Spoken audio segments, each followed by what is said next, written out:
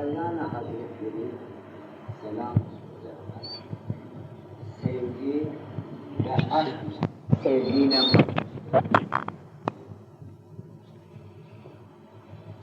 din kimsenin suçunu üzerine bütün insanlık alemine sevgiyle, saygıyla gelen kuruluşlar insana çok önem vermiştir. Karan en güzel Rabbi sayan Hazreti Mevlana hatta insanı hak olarak yerde Mevlana der ki hakkı sevmek çok kolay, halkı sevmek çok zor. Hak denildiği zaman bütün kötülüklerden arınmış, tamamen kendini haka vermiş, bu cihana aklı gözüyle bakmamış, bu cihana gönül gözüyle bakmış, gönül gözü denilen iman ettiği yeri kendinde var etmiş, onun gözüyle bakmış. Baktığı için hak olmuş. Halk ise akıllar binlerce yere gitmiş, sevgiler dağınık, 4'te 3 küfürde, 4'te 1 lütufta, onun için halkı sevmek zor oluyor, hakkı sevmek kolay oluyor. Çünkü hak temiz olduğu için, her şeyden arındığı için kolay seviliyor. Şimdi Mevlana'nın nazarında, Mevlana Hazretleri selam olsun üzerine bizlere diyor ki halkı da seveceksiniz. Çünkü halkta da zuhur eden haktır. Bütün bu kainat, bütün bu yine metevak gırgır da böyle.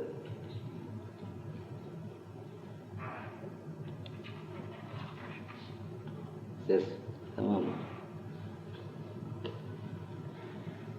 Bütün bu kainat Allah'ın kudretiyle diridir. Allah'ın kudreti ilahisi olmasa bir yaprak dahi ağaçta kendinden oynamaz. Sayısız sıfatlardan kendini gösteriyor. Bizleri imtihana tutuyor. Acaba bir kısmını hor göreceğiz mi? Bir kısmını methedeceğiz mi? Benliklere tutulacağız mı? Yani bir sürü sayısız sıfatlardan kendini gösteriyor. Şimdi bir insan hakka vakıf olursa, hakkı yoktur, hiçbir şey yoktur. Malum haliniz, bir gün 2 tane bilgin kalkmışlar. Medresede otururken birbiriyle konuşurken hemen Mevlana Hazretleri akıllarına takılmış. Gülmüşler, demişler ki 5 sene oldu aramızdan Mevlana ayrıldı. Onun o tatlı sohbetleri, onun insan toplumuna hoş bakışını özledik. Biz devamlı Kur'an-ı Kerim'le tefsirdeyiz. Kendi nefsimize göre tefsirler yapıyoruz. Biz ne kadar tefsir etsek, onun tefsiri gibi, onun bakışı gibi bakamıyoruz Kur'an'a. Kalkalım anlıyor musun? Gidelim biz ziyaretine. Ziyaretinde anlıyor musun? Bizim cümlemizi okusun da bizlere bir şey ikram etsin. Biz de tekrar onu tatlı diliyle ruhumuzu tatmin edelim. Öyle ayrılıp gidelim. Var mısın? Varım. Kalkmışlar. Yolda giderken bilginin biri demiş ki Adem Efendi, biz Mevlana Hazretlerinin huzuruna vardığımız zaman selam verip hal hatır soruştuktan sonra Mevlana Hazretlerine bir şey sormayalım. O bizim gönlümüzü okusun, ona göre bir şey bizlere ikram etsin. Gidersek gidelim, gitmesek varsa bir şey sorasın, gitmeyelim. Çünkü biz de anlıyor musun? Kur'an-ı Kerim'le meşgulüz. O bize şey etsin. Kalkıp gelirler Hazreti Mevlana'nın mekamına. Selam verirler. Selamdan sonra hal hatır soruşurlar. Mevlana Hazretleri tefekküre dalıyor. Düşünüyor, bekliyor.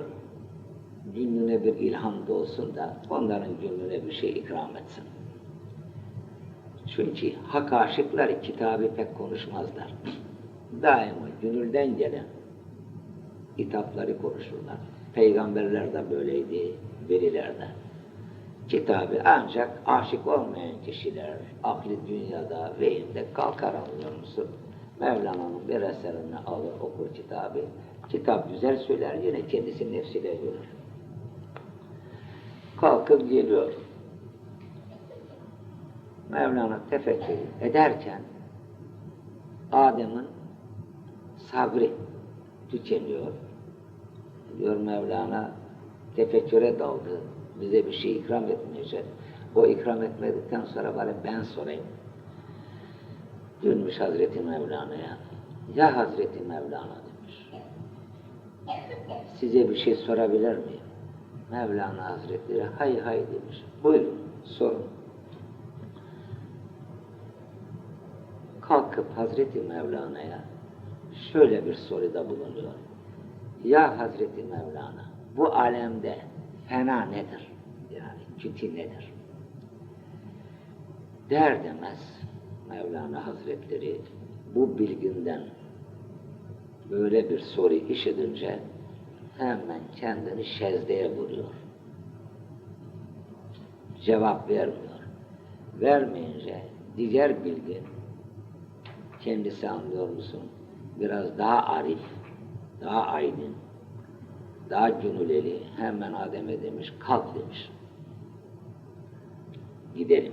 Tutmuş kolundan, bunu çıkarmış deryadan dışarıya. Çıkarınca deryadan dışarıya, hemen anlıyor musun? Adem diyor ki, gördün mü diyor, Mevlana'ya bir soru sordum. Mevlana diyor, cevap veremedi. Arkadaşı da diyor ki, öyle bir cevap verdi, sen diyor, anlayamadın. Nasıl diyor, hiçbir şey konuşmadı. Şezdede diyor, yokluğa büründü, kalbiyle konuştu. Ben Allah'a aşığım. O cihan güzelidir, kainat nurudur. Bütün kainatta onun zuhurudur. Güzeli de, çirkini de. Şimdi bu güzel, bu iyi, dilime alsaydı söylesin. O zaman Mevlana Hazretleri ikiliğe girmiş olacaktı. Allah'ı incitecekti. Bu kötü diyecek, o iyi, onu da ben yarattım. Seni bu aleme alife kıldım, bunu da idare edeceksin, onu da idare edeceksin. Mevlana Hazretleri sevgilisi incinmesin, cevap vermedi. Birisini anlıyor musun? Hoş nazarla bak.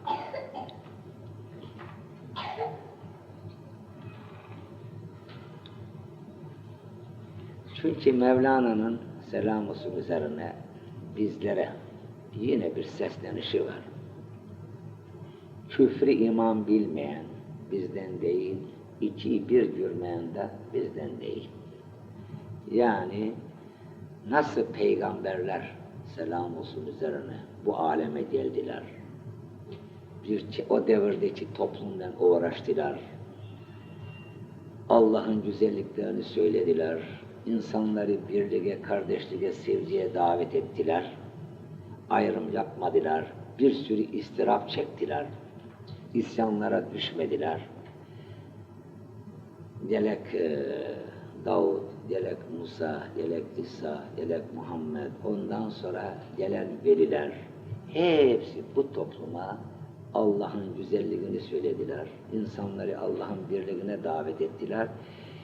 Hiçbiri, anlıyor musun? Peygamberler, selam olsun üzerlerine, birbirini taşlamadılar. Birbirini hor görmediler. Birbirini saygıyla, sevgiyle söz ettiler. Hatta Hz. Muhammed selam olsun üzerine Kur'an-ı Kerim'de bir ayet-i şerifinde şöyle sesleniyor. Gerek diyor Musa, gerek diyor İsa, gerek diyor İsmail, gerek Davud ve diğer peygamberler bu alemde doğru yürüdüler, doğru konuştular. Ben onları saygıyla, sevgiyle kucaklıyorum diyor. Her peygamber bu aleme Allah'ın o devre göre rahmetinden, güzelliğinden bir vasıta olarak geldiler. Şimdi toplumumuza bakıyoruz. Gerek bizim toplumumuz olsun, gerek İsa toplumu olsun, gerek Musa toplumu olsun. Toplumların hiçbir suçu yoktur. Toplumları yöneten bilginler, din adamları, peygamberlerine tam manasıyla bürünmediler. Peygamberlerine bende olmadılar. Olmadıkları için şaşı bakıyorlar. Musa ümmeti, İsa ve Muhammed ümmetini taşlıyor. İsa ümmeti, Musa ve Muhammed ümmetini taşlıyor. Muhammed ümmeti, Musa ve İsa ümmetini taşlıyor. Bunlar hepsi yanlış düşünceler. Şimdi ümmet denildiği zaman, ümmi, bütün bilgilerimden arındım. Ne kadar zahiri bilgi varsa üzerimde, bütün bunlardan arındım. Ey Resul-i Ekrem, İslam ise, İsevi ise, ey İsa Ruhullah, Musevi ise, ey Musa Kelamullah, bu alemde senden söz edeceğim, senin dışına çıkmayacağım. Bak ümmet buna derler. Ümmi bilgisini bıraktı, neyi severse oranın metiyesini bu aleme sesleniyor. Şimdi böyle bir gündem din adamları cemaatlerine yapsaydılar, bizler, dünyadaki insanlar hepsi birbirine kardeş olacaktılar. Birbirine sevgiyle bakacaktılar, birbirine saygıyla bakacaktılar. Şimdi Hazreti Mevlana'ya gelince, Mevlana Hazretleri selam olsun üzerine, şimdi dünyamız Hazreti İsa'yı bekliyor. Gökyüzünden inecek Mesih, o indikten sonra kurt ve koyun bir arada duracak, kurt koyuna saldırmayacak, kötülükler ortadan kalkacak, insan toplumu birbiriyle sevgiyle, saygıyla bakacaklar. O aranan o İsa, selam olsun üzerine, 700 sene önce bu aleme zuhura geldi. Mevlana olarak geldi. Hazreti Mevlana'nın suhbetleri yapıldığı yerde katiyen kavgaya yol vermez, küfüre yol vermez, isyana yol vermez. Bütün yolları Mevlana'nın sevgiye dayanır, kardeşliğe dayanır ve güzel duygulara dayanır. Çünkü Mevlana Hazretleri selam olsun üzerine ne diyor? İnsan diyor, son varlıktır. İnsan diyor, yeryüzünde Tanrı alifesidir. O Tanrı diyor, ne bu alemi yarattı, insanda kul oldu, insanla kendini tanıtmaya çıktı. Şimdi alife olmak için ancak o hakkı bilmek, onu günüle koymak. O zaman alife olarak çıkarsın. Sen dünyayı koymuşsun günlüğüne, dünyayı koymuşsun günlüğüne. Dünya varlıklarında muhabbetin var. Kavgada, küfürde yaşarsın. Ondan sonra Museviysem Avra'ya giderim, ibadetimi yaparım, orada duamı yaparım, Allah affedir. İseviysek liseye giderim, orada anlıyor musun, duamı yaparım, münacatta bulunurum, tübelerimi, kendimi Allah affederim. Müslüman ise camiye giderim, camide münacatımı yaparım, Allah beni affeder. Bunlar hep her gün anlıyor musun, kendini insan aldatıp ve kendi içerisinde kandırıptır. Onun için Mevlana Hazretleri diyor selam olsun üzerine, her neysen yine gel. Kafir isen, putperest isen, 100 sefer tübeni bozduysan yine gel. Burası bir umut kapısıdır. Umutsuzlar kapısı değil, yine gel. Şimdi Mevlana Hazretleri diyor ki selam olsun üzerine, benim meydanıma gelenler olursa, bizim sohbetlerimize can kulağını bağlarsa, verirse, kişiliğini bulur, bir de hatalara düşmemeye çalışır. Çünkü yoktur nerede kendini affedirsin. Ama bir insan, bir bilgin, Allah'ı kendinde göremiyor, hayali bir Allah'tan söz ediyor ve oraya yöneltiriyor cemaatini, bu kişileri daima hataya, küfüre itiyor. Misal olarak, camideki hocamız ne der? Ne yaparsanız yapın, son nefese kadar tövbe kapısı açıktır, Allah affeder der. Şimdi bu söz gençleri iter küfüre. Yansınız, ne yaparsanız yapın. Bir gün gelir, yaşlanırsınız, camiye gidersiniz, yahut da tekçiye, oraya, buraya, zikirlere verirsiniz kendinizi ve sizi anlıyor musun? Allah affeder diyor. Bak bu tamamen bir aldanıştır. Mevlana da diyor ki selam olsun üzerine. Ey insan diyor, sen diyor düşünceden ibaretsin. Düşünce senden çekilirse sen derilen kemiksin. O düşünceyi diyor hakta tutarsın diyor, bakışın diyor hakadır diyor ve sen osun diyor. Şimdi o dedikten sonra sen şimdi nasıl düşebilirsin hataya? Nasıl dersin dur ben bir gün bunun hakkına, hukukuna tecavüz edeyim. Ondan sonra elimi Allah'a kaldırayım, kendimi affettireyim. Var mı garantisi bakalım insan?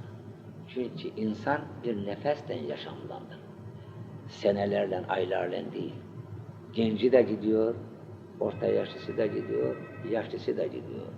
Geldi mi vakit saat sorulmuyor. Onun için bizlere Mevlana Hazretleri amaklığı, budalalığı tavsiye etmiyor. Tamamen bize söylüyor.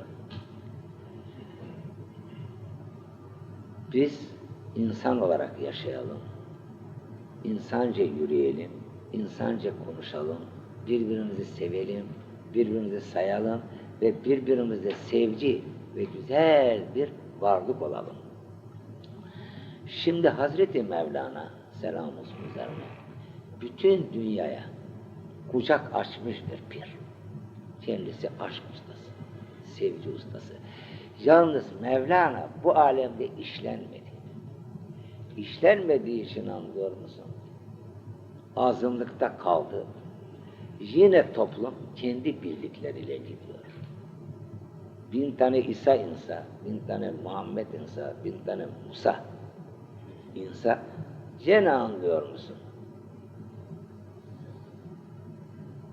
Ne kadar kendisini tanıtırsa tanıtsın, yine azınlıkta bir gönül sahibi cemaati olur. Bir gün misal olarak İseviye'de 3 milyar İsevi var. Öbür tarafta diyelim Museviye'de nereden baksan yani belki bütün dünyada çıkar 40-50 milyon. Muhammediye'de gelirse 1,5 milyar. Hakikatte bakarsan gerek Muhammediye'de olsun, gerek İseviye'de olsun, gerek Museviye'de olsun, belki 100'er kişi çıkar kalabalık için. İsimle zikredirler ama cümle koymamıştırlar. Cümle koydukları zaman, o zaman güzellikler doğar. Başlar, oranın ışığı versin dışarıya. Çünkü peygamberler, selam olsun üzerine, kanun adamları değildiler. Tamamen hakkın kendileriydiler. Hakkı en güzel dillen o zamanlara göre tanıttılar. Yani Davut kendi devrine göre konuştu. O devrin cemaatine göre. Hz. Musa Kelamullah yine anlıyor musun? O da yaşadığı devirde o cemaate göre konuştu. Hz. İsa anlıyor musun? Malum haliniz Hz. Musa Firavun'la savaş etti. İnsanların haklarını korudu. Hz. İsa selam olsun üzerine o da anlıyor musun? Roma ile savaş etti. O da insanların haklarını, hukuklarını korudu. Hazreti Muhammed de selam olsun üzerine cehaletle savaş etti. Cehalete hiç yol vermediler. Bir gün Mevlana Hazretleri selam olsun üzerine yolda gidiyor. Bilginlerden Şems-i Mardini isminde bir bilgin vardı. Bu zat bir tarihlerde Mevlana'ya karşıydı. Devamlı anlıyor musun? Bazılarında Mevlana'nın huzuruna gitmeyin. Mevlana rebap çalıyor. Mevlana ne üflüyor? Bunlar dinimizde haramdır diyor. Onun etrafında toplanmayın diyor. Cemaatini daima Mevlana'yı taşlayarak kendine cemaat topluyor. Bilginler kalkıp bazıları her yerde Mevlana'nın aleyhinde konuşurlar. Mevlana'yı sevenler Mevlana'nın huzuruna gelirler. Ya Mevlana diyorlar, senin hakkında diyorlar çok çeşit çeşit konuşmalar yapıyorlar. Gelek rebabın diyor, gelek neyi diyor, İslam'da haram diyor. Sen hangi hakla bunu çalıyorsun diyorsun? Mevlana tebessüm ederek, doğrudur diyor bilginlerin sözleri. Onlara göre diyor benim rebabımın sesi diyor, cennetin diyor kapısının diyor kapanış sesidir diyor. Aşıklara ise diyor benim rebabımın sesi de diyor cennetin diyor kapısının diyor açılış sesidir diyor. Aşkı bilmediği için, sevdiği bilmediği için anlıyor musun? Onlar böyle bir konuşmalarda bulunuyorlar. Hatta sizlere söylemişim, yabancı misafirlerimiz de var. Hazreti Muhammed devrinde selam olsun üzerine bir kişi dünya ömrü bittikten sonra, Hakk'a yürüdükten sonra, toprağa verildikten sonra cemaat kabirden ayrılırken Hazreti Muhammed devrinde bir kemençeci varmış. Gelirmiş anlıyor musun? Kabirin başında kemençe çalarmış. Ömer-i Faruk kemençeci gördüğü zaman kabirde kemençe çalıyor, kendinden geçermiş. İçinde bir sürü öfke, küfür olmasa Hazreti Muhammed gidecek anlıyorsun kemençeci dövecek orada. Zaman geliyor, Hazreti Muhammed Darül Beka yol alıyor. Bekadan maksat insanın, dünyanın varisi insandır. Bütün peygamberler insanla yaşarlar. Veliler de insanla yaşar, Allah da insanla yaşar. Beka olmasa insan dünyamızı bir işe yaramaz. Darül Beka'ya gittikten sonra Ebu Bekir Sıddık geçiyor Hz. Muhammed'in yerine. Yine o devirde biri vefat edeyim. Bu kemençeci kalkıp tekrar geri kabrin başına kemen çalıyor. İster misin? Ömer-i Faruk gidiyor kemençeci yakalıyor. Diyor seni diyor ben burada bir daha görmeyeyim diyor. Bir daha görürsem senin ayaklarını kıracağım diyor. Azar diyor. Kemençeci o kadar ürkmüş ki olmaz derecede. Günlük tamamen kırılmış. Gitmiş evine. İster misin o akşam Ömer-i Faruk rüyasında Hazreti Muhammed'i görüyor. Ama dargın bir simayla. Aman ya Resulallah, sana karşı ne hata işledim? Sen nasıl o nur cemalini benden ayırırsın, edersin? Cevap yok peygamberden. Yarındası akşamda. Yine anlıyor musun? Çatınık çıkıyor Hazreti Peygamber. Yine yalvarıyorum ben, suçunu istiyorsan. Yine anlıyor musun 3. gün? En sonunda Hazreti Muhammed diyor ki, ya Ömer diyor, akıl gözüyle her şeye bakıyorsun. Çok şeye bakıp değilsin diyor. Buradan diyor gidenler, dünyayı terk edenler, öyle bir ruhi sıkıntıyla yol alırlar ki olmaz derecede diyor. O kemençeci diyor, geliyor o kabir başına diyor. O giden yolcunun daha ruhu sıcakken öyle bir kemençe çalıyor diyor, onun ruhunu diyor başka bir güzel alemlere alıp götürüyor. Gidersin diyor o kemençeci diyor bulursun, özür dilersin, tekrar vazifelendirirsin, ondan sonra alıyor musun benim cemalime nail olursun. Kalkay Ömer-i Faruk o kemençeci alıyor, özür diliyor, tekrar vazifelendiriyor. Onun için sazlar bazı yerde ruhi gıdadır. Şimdi bu Şems-i Mardini olan kişi bir gün medresede ikindi namazını daha gelmeden vakit Mevlana Hazretleri selam olsun üzerine teşrif ediyor medreseye. Bunlara selam verir ve çekiliyor medresenin karşı sofalığında oturuyor Mevlana. Yani Şems-i Mardin'in karşı sofalığında. Şems-i Mardin'i cemaatiyle muhabbet ediyorlar Allah'ın büyüklüğünden. Davet okunu doğrulurlar namaza. Mevlana namaza kalkmıyor. Tefekkür ediyor. O anda Şems-i Mardin'i bir rüya görüyor Şezde'de. Şimdi bakın namazda Şezde'de bir rüya görüyor. Rüyasında görüyor Hazreti Peygamber'i. Aa diyor ben diyor peygamber devrine yetişmişim. Bari onun bir cemalini gidip göreyim de marum kalmayayım. Demek ki hizmetlerim boşa gitmedi bu kadar. Kur'an'ı tefsire yordum kendimi bütün insanlara. Kur'an tefsirinden söz ediyorum. Kalkıyor geliyor Hazreti Muhammed'in huzuruna. Gelince selam veriyor. Esselamu aleyküm ya Resulallah. Hazreti Muhammed'le selam olsun üzerine 2 tabak et. Bir sağında bir solunda sürüyor Şems-i Mardin'in önüne. Ve aleyküm selam diyor vel ikram. Şems-i Mardin'i duruyor. Diyor ya Resulallah bunlardan hangisi lezzetlidir? İşte birini istiyalsın ama hangisini alacağına soruyor Hazreti Muhammed'e. Hazreti Muhammed de rüyasında diyor ki kemiklisi olan. Tak o yani rüya biti. Dur diyor şimdi gideyim Hazreti Mevlana'ya sorayım. Etin hangisidir lezzetli bakalım bilecek mi? Kalkıp geliyor huzuruna. Mevlana tefekkürde. Selam veriyor. Mevlana başını kaldırıyor. Buyurun diyor. Ya Şems-i Mardin. Diyor etin hangisidir diyor. Lezzetli. Mevlana Hazreti tebessüm ederek biraz önce diyor Hazreti Muhammed sana buyurmadı mı kemiklisidir. Bu kendi kendine kalıyor. Aman Allah'ım diyor bunu ben gördüm o nasıl gördü? Atay başında. Kepini. Ağzını mühürlüyor. 40 gün konuşamayı Mevlana'nın aleyhinde. Nasıl konuşsun? Ne kadar hakka yakın olduğunu hemen bildirdiler. Ben şey taşlayacağım, ne elde edeceğim?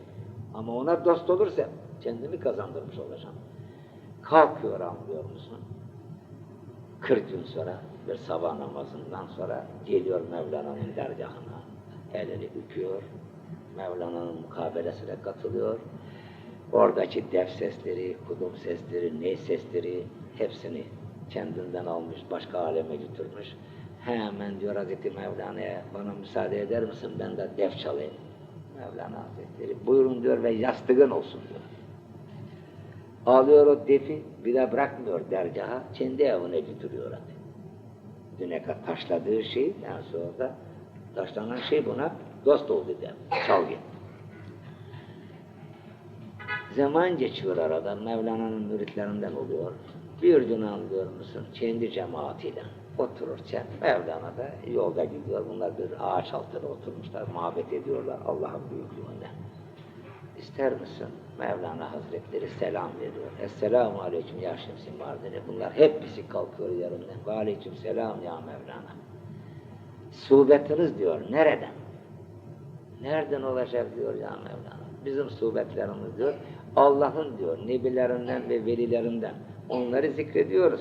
Onların diyor, rahmeti bizlere ihsan buyurulsun. Mevlana Hazretleri de diyor ki, onları zikredecek de diyor, beni zikredin diyor. Ben zikredildiğim yerde Tanrı yağar. Bak Cenab-ı Mevlana'nın şeyi. Şimdi bir yerde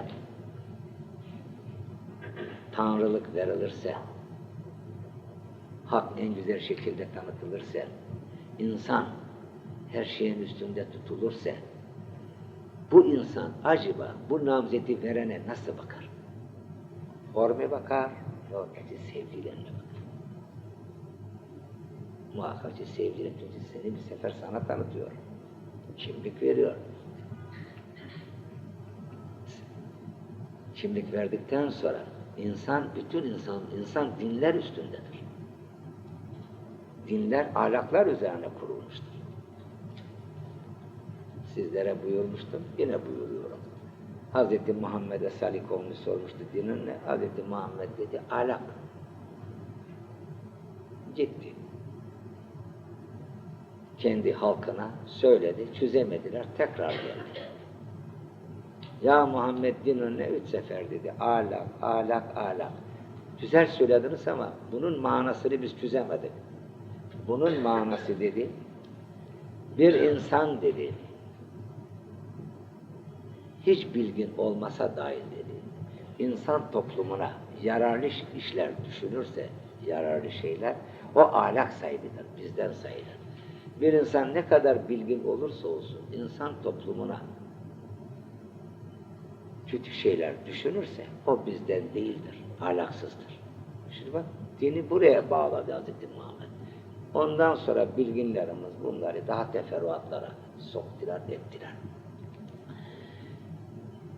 Aşka gelince, aşk her şeyin üstündedir. Din dinlemez. Nasıl dinlemez? Bir gün Mevlana Hazretlerinin yazarı Hüsamettin Çelebi, selam olsun üzerine, Mevlana'yı o kadar çok seviyor ki olmaz derecede. Mevlana da onu çok seviyor. İki beden, bir ruh olarak yaşaylar. Mevlana ise mezhep bakımında Hanifi, Hüsamettin Çelebi ise Şafii mezhebinde. Dönüp Mevlana'ya diyor ki, ya Hüdavendiler Hazreti Mevlana, seni o kadar çok seviyorum ki dil tarif edemez. Her şeyin üstünde bir varlıksın. Yalnız aramızda bir mezhep farklılığı var.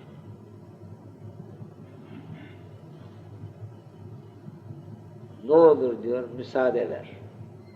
Mezhebine gireyim yahut da gir mezhebime. Mezhep farkı olmasın. Mezheple de bir olalım. Mevlana tebessüm ediyor, cevap vermiyor. Hüsamettin huylanıyor. Mevlana diyor, tebessüm etti, güldü. Bunun arkasında bir cevap vardı, bana söylemedi diyor. Tekrar anlıyor musun? Mevlana'ya diyor ki, cevap vermedin ya Hüdavendiler diyor. Soruyor. Mevlana hemen cezbeye tutulup şöyle sesleniyor. Ey ruhumun mertebesi Hüsamettin, din mezhebi terk etmesen, arif sırrına giremezsin. Hem dinin var, hem mezhebin var. Ariflerle nasıl desin, yol alıp yürürsün. Şimdi misal olarak, sen Türksün. O bir taraftaki anlıyor musun? Rum'dur. Yahut da ki Musevidir. Kız olsun, erkek olsun. İster misin? İki tarafa aşk tecelli etti. Yani bir Türk tuttu sevdi, bir Musevi yahut da ki biri sevdi. O da onu sevdi, o da onu sevdi. İkisinde öyle bir aşk parladı ki olmaz derecede. Ayrılmak da istemiyorlar. Şimdi ne oldu? Din kaldı kenarda. Bak çıktılar şimdi dinlerinin dışına, ne oldular? Birbirinin dini oldular. Onun için aşk her şeyin üstündedir. Aşk bittiği yerde akıl başlar. Ama akıl bir yere bağlanırsa, gönlünü verirse, misal olarak hangi dinden olursa olsun, Muhammediye gönül verdi. Ondan sonra kendisini anlıyor musun? Tamamen Hz. Muhammed'in güzelliğinde yok etti. Ne oldu o küçük akıl? O bedende büyük akıl oldu sonunda. Muhammed'in aklı. Başladı zuhur edersin. Ondan sonra senden şaşırıp gitti. İkilikler kalktı. Başladı bütün toplumu tek nazarla bakasın. Ne diyor Hz. Muhammed? Ben bu aleme geldim rahmeten lil alemin. Yani bütün bu aleme rahmet olarak geldim. Yalnız Ahmet'e, Mehmet'e gelmedim. Bütün kainata. İsa da öyleydi, Musa da öyleydi. Herkes kendi zamanında bu aleme rahmet olarak geldiler. Kişiler kendilerini bilmedikleri için ayrımda bulundular. Bunu ayırdılar. Halbuki bilseydiler kişiliklerini, bugün dünyamız hepimize yetecekti. Ve bugün her zaman söylediğim gibi paralarımız topa, tüfeğe, tanka, füzeye, dünyayı yıkmaya değil, dünyayı düzeltmeye paralar harcanacaktı. Kişi kendini bilmediği için topluma ikilikte konuşur. Yani din fanatiki olur. Kimi İslam fanatiki olur. Kimi Hristiyanlık fanatiki olur. Kimi Musevi fanatiki olur. Bunları anlıyor musun? Küçük akıllarda yaşayan kişiler. Kendilerini bilmemişler, tanımıyorlar, bir yerin fanatiki olurlar. Olmadı. O zaman ne yapıyor? Bir tarafı kötü, toplumu kavgaya itiyor. Ama kendi peygamberlerin fanatikleri olsalar, o zaman kardeşliği sürerdiler bu alemde. Çünkü peygamberlerimiz hiçbiri birbirine savaş açmadı, hiçbiri birbirine kötü dilde bulunmadılar. Dünya menfaatleri yüzünden o kisvelere büründüler. Ağam Musa kisvesine büründü, papaz İsa kisvesine büründü, hoca Muhammed kisvesine büründü. Kisveler mana taşı, içindeki zatlar mana taşımayı kavga taşı. Onun için Hazreti Mevlana selam olsun üzerine bütün dünyaya sevgiden, aşktan, birlikten söz ediyor. Katiyen anlıyor musun? Ayrı bir dilden konuşmuyor. Ne diyor bir yerde? Beri gel, beri. Daha beri, daha beri. Ben senim, sen bensin. Biz bir topinciydik, bir baştık, bir akıldık. Bu şaşılık ne? Hiç aydınlıktan kaçar mı? Gel. Ayrım yapmıyor. Sesleniyor bütün dünya. Yine bir yerde diyor. Anam aşk, babam aşk, peygamberim aşk, Allah'ım aşk. Ben de bir aşk çocuğuyum. Aşkı ve sevgi söylemeyin. Kimsenin dinine dokunmadı. Bütün dinlere saygıda durdu. Neden? Ne diyor Mevlana? Bütün dinlerde ibadet farkı vardır. Amaç bir, hepsi aynı Allah'a koşuyor. Madem ki aynı Allah'a koşuyorlar, madem ki o sende, senin dışında değil, neden anlıyor musun? Senin dışına çıkıyorsun, arıyorsun. İşte onun için Hz. Muhammed buyurdu selam üzerine, İsmi Azam doğası. La ilahe illallah. Bütün cihan boş. Ancak Allah. Burada tevazuda duruyor. Çünkü Allah Hz. Muhammed'den bir rahmet-i ilahiden birlik sıfatıyla çıktı. Şimdi bize bizim nazarımızda bütün peygamberler İslam'dır. Bizim nazarımızda. Neden? Çünkü Allah'tan söz ettiler. Hiçbiri çıkmadı Allah dışında. Bizim nazarımızda içi dışı temiz olan Müslümandır. Hangi dinden olursunuz? Yalnız isimle, bir şehadetle insan Müslüman olamaz. Papağanı da koy kafese, o da olursun duyar. Der eşhedü en la ilahe illallah ve eşhedü enne Muhammeden abduhu ve resulü. Ay bak Müslümanmış papağan. Olmaz papağan. Gönlüne koymamış Muhammed'i. Onun gibi çıkmamış bir topluma. O için anlıyor musun? Hangi toplum olursa olsun, hangi toplum olursa olsun, Davud'un kavmi yok, Hz. Musa Kelamullah'ın var, selam olsun üzerine, Hz. İsa Ruhullah'ın var, selam olsun üzerine, Hz. Muhammed'in var. Hangi kavim olursa olsun, peygamberini gönlüne koyarsa, bu kişiler hiçbir zaman kavgada olamazlar. Ve şaşı bakamazlar aleme. Ama gönüllerine koymazlar, o zaman anlıyor musun? Laf üretirler, kendi nefsleri için uğraşırlar, bunlar şaşıdırlar. Muhammediye'de de Hazreti Muhammed'i gönlüne verip koymadı mı? Bu da şaşıdır. Bu da laf üretir, insanları ikili görür. Allah'ın yolunda ikilik yok. Allah'ın yolunda birlik var.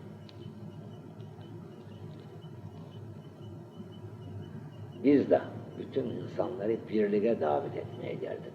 Kardeşliğe davet etmeye geldik. Birbirini sevmeye davet etmeye geldik. Birbirini saymaya davet etmeye geldik. O böyleymiş, bu şöyleymiş bizlerde yok. Geçerli bu sözler değil bizde.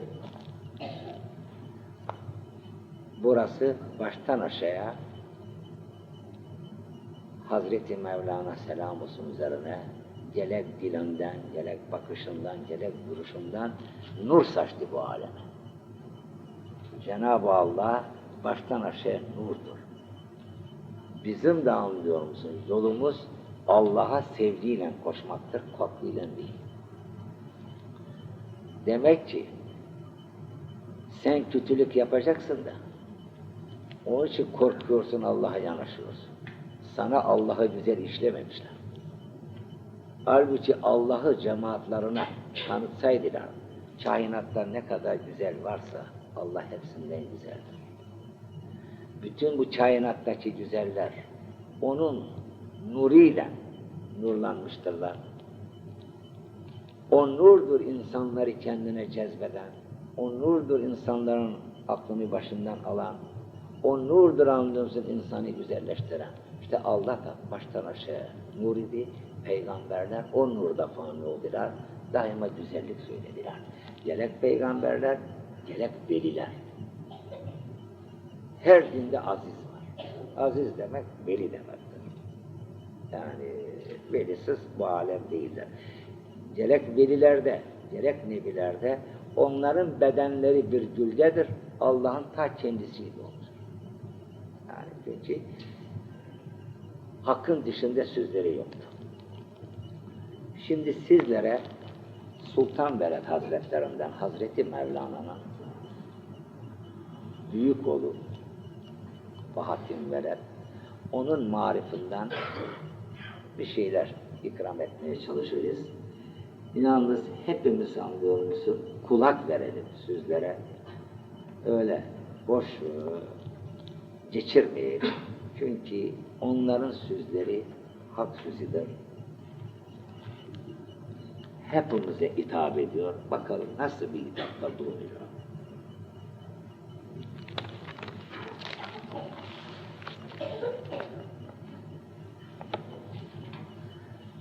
Burada soran neyi anlamadıysanız bizlere rahat sorabilirsiniz.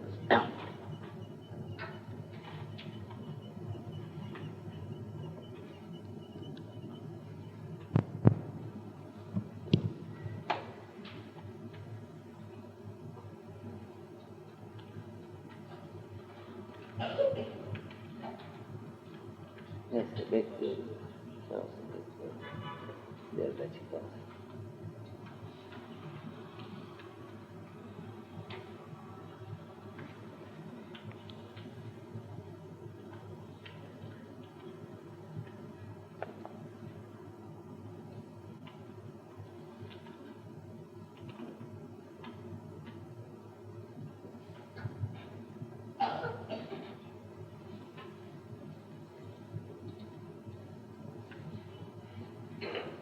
Acele et, acele et, acele et. Heyecana kapılma.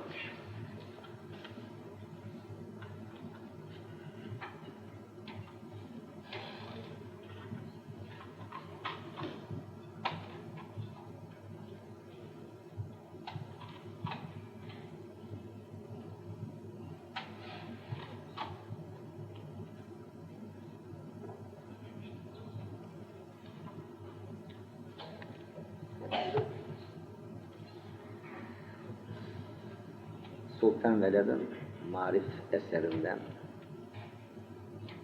sizlere bir şeyler ikram etmeye çalışacağız. Sultan Veled'in kendi dilinden. Marif, Sultan Veled'in Farsça, mensur, tasavvufi bir eseridir. Ve onun tarikat kuruculuğu yönünü diğer eserlerine nazaran daha açık olarak göstermektedir. Marif, ihtiva ettiği bahislere nazaran mütelif uzunlukta 56 fasla ayrılmıştır. Fasıllara başlamadan önce Sultan Veled zamanındaki alimlerin, peygamberlerin ve evliyanın her birinin bir mucize ve kerametle tanınmış oldukları görüşüne karşı kendisinin bunlardan her birinin her türlü mucize ve kerameti gösterebilecekleri yalnız onların zamanın ve çevrelerinin ihtiyaçlarını